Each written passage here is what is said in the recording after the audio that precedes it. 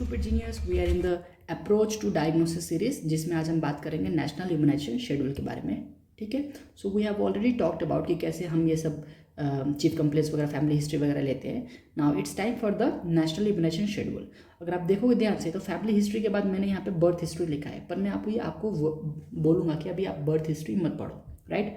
आप birth history ये national immunization schedule के बाद पढ़ो, क्योंकि इसमें जो कॉन्सेप्ट आते हैं ना, इसमें जो वैक्सीन आते हैं वो क्या होता है, बर्थ हिस्ट्री में इंपॉर्टेंट होते हैं। तो जब आप ये वाली वीडियो देख लो या फिर ये वाला लेक्चर समझ जाओ या फिर ये कॉन्सेप्ट समझ जाओ, उसके बाद ये वाली हिस्ट्री लेना। ठीक है, चलिए। So we are in the approach to diagnosis series, जिसमें हम बात करेंगे नेशनल इम्यूनाइजेशन शेड्यूल के बारे में। अच्छा, शेड्यूल कैसा होता है? कुछ ऐसा होता है जो हमें प्रोवाइड किया है, इसको हमें एकदम थॉरली याद करना है कि क्या होता है, कैसे होता है, क्यों होता है। ठीक है, चलो, क्यों होता है तो नहीं करना, बट क्या होता है, कैसे होता है। सो इसमें क्या है, कॉन्सेप्ट आपको समझाता हूँ कि हम ना पेशेंट को एक कार्ड देते हैं जिसमें टाइमलाइंस दी होती है कि इस डेट पे आपको ये इंजेक्शंस लेना है, इस डेट पे आपको ये वैक्सीन लेनी है, राइट।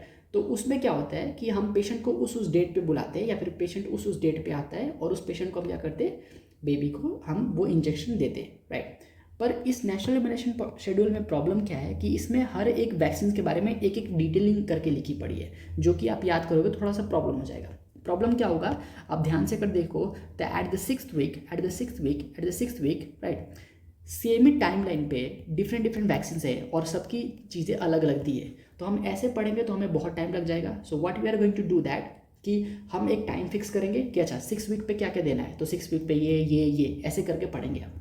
सो चलिए, बेसिकली हमारे अगर आप हॉस्पिटल जाओ तो हॉस्पिटल में भी कुछ ऐसा होता है कि एट द बर्थ पे ये देना है, एट द 6 वीक पे ये देना है, द 10th वीक पे ये देना है। तो वहाँ पे भी हॉस्पिटल में ऐसे चार्ट बना के रखा पड़ा था ईजी करने के लिए, but as a doctor you have to understand all of this. ठीक है, चलिए, तो हम आपको सिखाते हैं कि कैसे कैसे करना है। Let's first talk about the at birth. Birth का मतलब क्या, जो बच्चा अभी न्यूबॉर्न पैदा हुआ है, right. So at the time of the birth we are going to give the child three important vaccines. One is OPV, जिसको हम बोलते हैं ओरल पोलियो वैक्सीन। दूसरा होता है BCG, राइट, ये होता है टीबी के लिए। And third is hepatitis B. अब सुनो, मैं आपको एक कॉन्सेप्ट समझाने की कोशिश करता हूँ, हालांकि ये कॉन्सेप्ट नहीं है, ये मेरा अपना बनाया हुआ तरीका है जिससे मैं चीज़ें याद रखता हूँ। मैं आपसे क्या कहता हूँ, मैं कहूँगा कि जितने भी डेंजरस वैक्सीन हैं उसको हम इंट्रामस्कुलर देंगे। कैसे देंगे? इंट्रामस्कुलर देंगे। तो डेंजरस वैक्सीन में मैंने एक लिस्ट बनाई है, राइट। आप उस लिस्ट को ऐसा मत समझो कि वो बहुत ही ज़्यादा खतरनाक वैक्सीन है।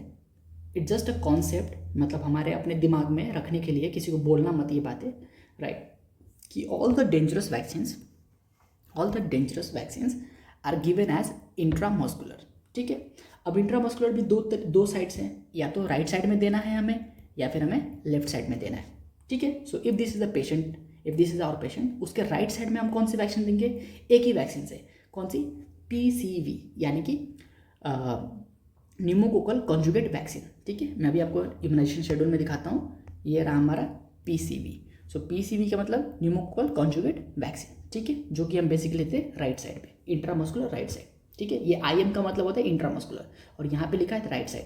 तो जो हमारा PCV है उसको हम इंट्रामस्कुलर और राइट साइड में देंगे। अभी पहले समझो मैं क्या बोल रहा हूँ, ठीक है, आ जाओ ना।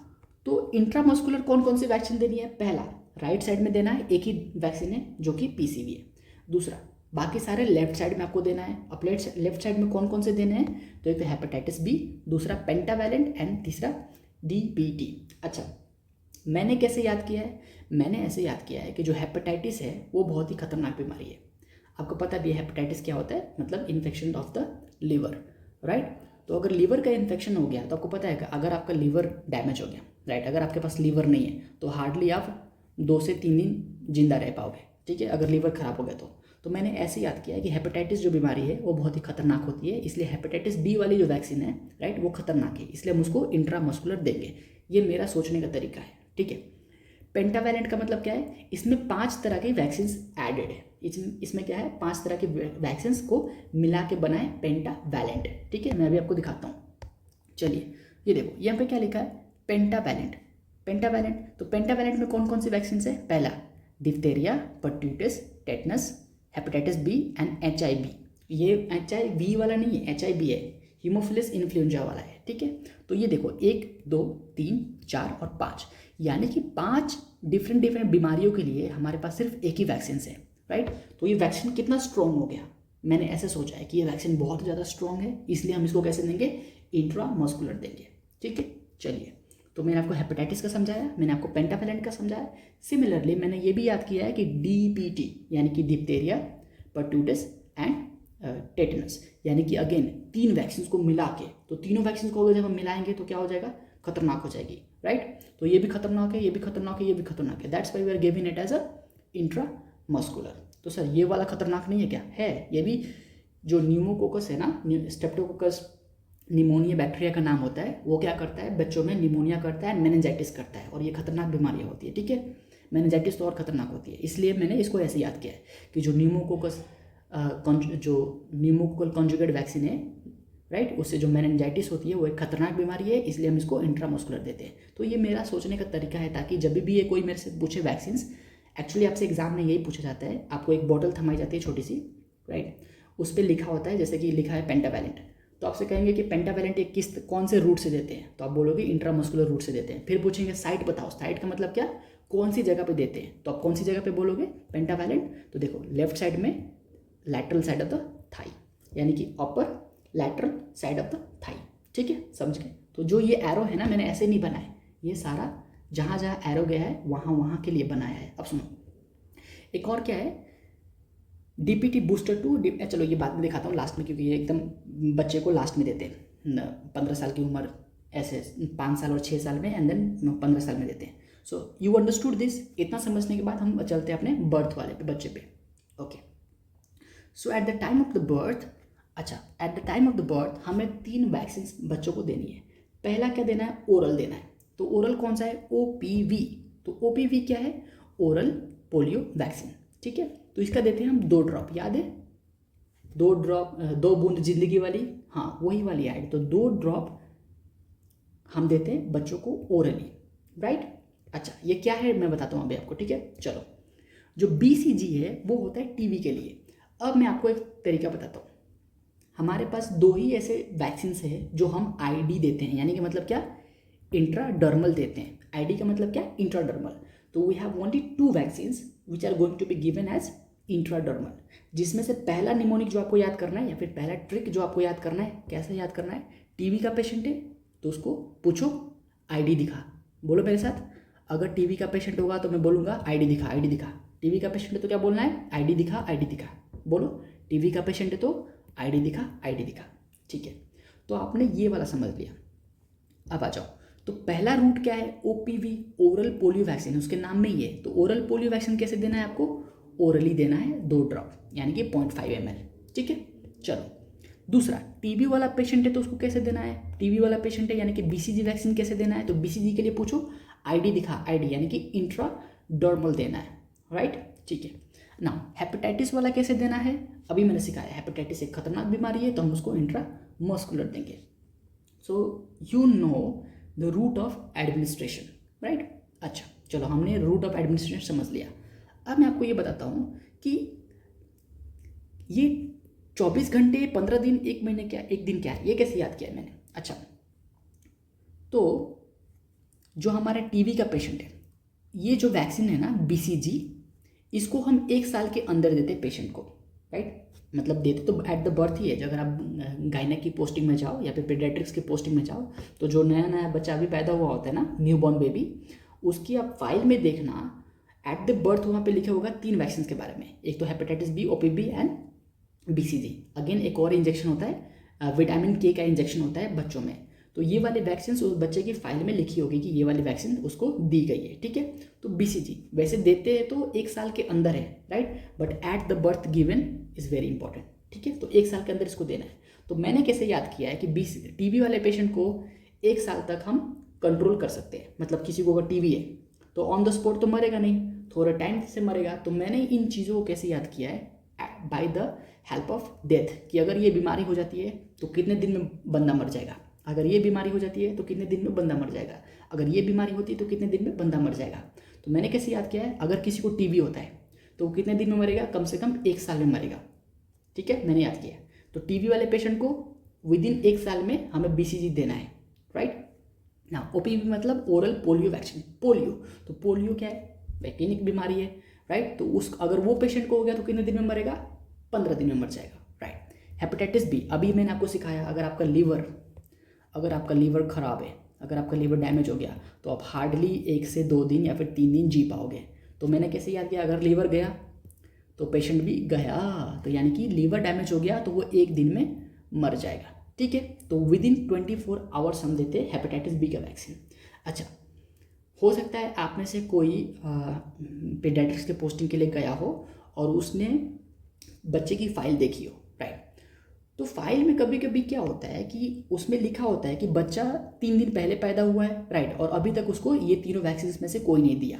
तो सर ये क्या प्रॉब्लम नहीं हो जाएगी? आप तो बता रहे हो कि 1 दिन के अंदर, मतलब क्या बोल रहा हूँ मैं, 24 घंटे के अंदर हेपेटाइटिस बी का वैक्सीन देना है। तो अगर आप फाइल बच्चे की देखो तो कभी कभी क्या होता है कि 2 दिन 3 दिन तक भी बच्चे को ये हेपेटाइटिस बी नहीं दिया होता।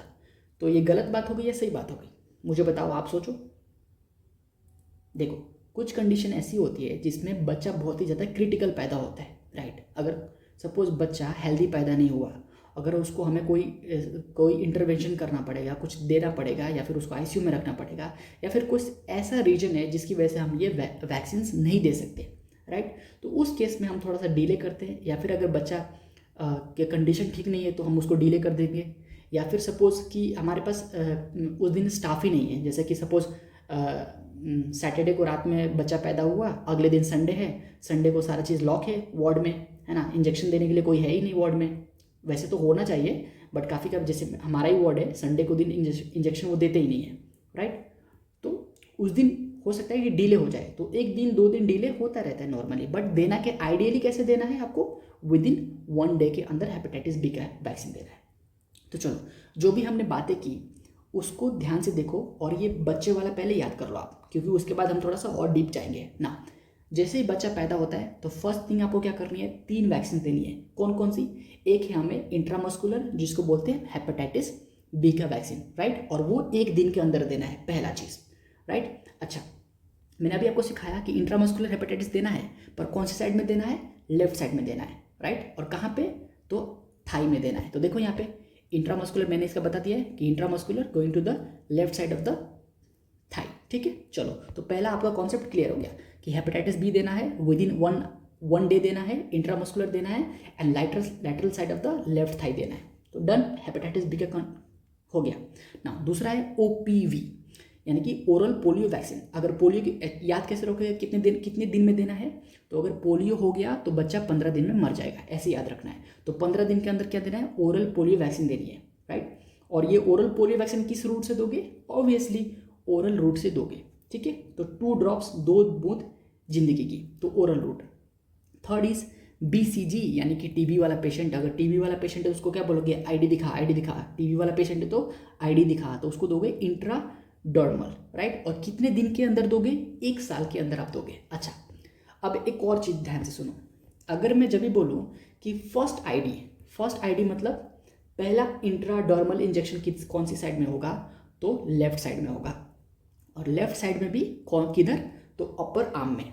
तो जो ये आपका यहाँ पे मार्क बना होता है ना बड़ा सा, वो एक्चुअली BCG का ही होता है, right. So what is the site for the BCG, पहला तो इज अपर आर्म, राइट। कौन सा अपर आर्म, लेफ्ट साइड वाला अपर आर्म।